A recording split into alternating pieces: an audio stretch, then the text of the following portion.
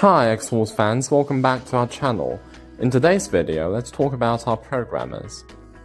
It's been 9 years since our first super programmer VVDI prog was launched. Its powerful data reading and writing capabilities have been widely praised by automobile locksmiths.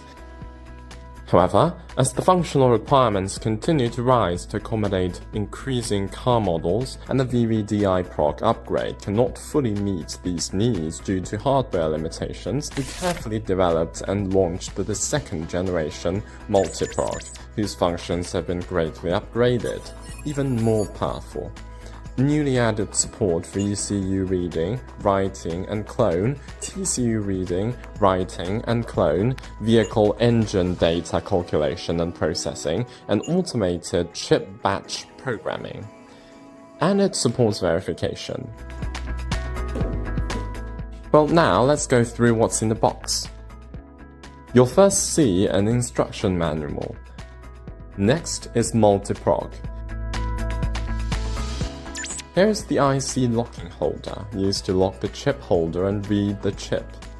This is magnetic shield, which uses a magnetic design and can be quickly removed to replace other types of adapter boards. Next are touchscreen and status indicator. It will indicate power and the working status. The red button on the side is the power switch.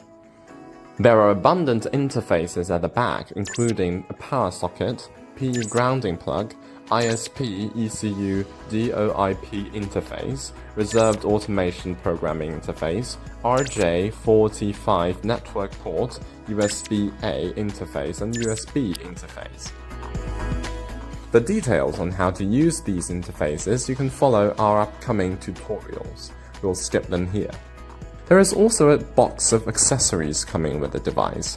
Open it and you will see a large package of cables. This one is the MCU solder cable, which is used to read and write MCU chip or automotive module data.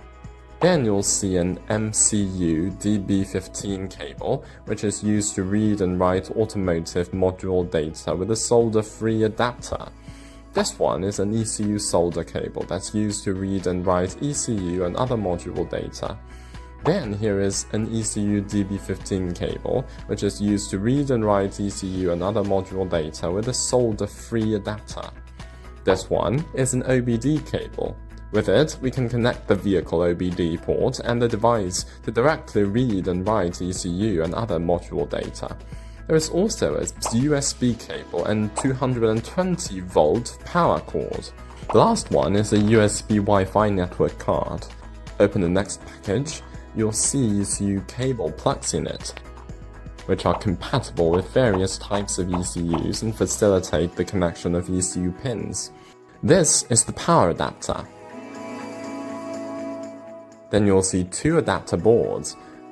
This one is the VH20 interface adapter board, which is used for interface self-test. This one is the VH23 interface adapter board, which is used to solder, read, and write related chips.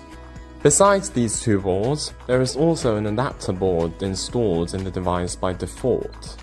The VH13 interface adapter board can lock various IC sockets and DIP packaged memory chips, which is convenient for the direct reading and writing of chips. Well, I've covered everything in the box of Multi-Prog. So many accessories and interfaces are designed to achieve more and more practical functions. In the follow-up video, we'll also introduce the functions and usage of the Multi-Prog in detail. If you're interested, please follow us. See you in the next video.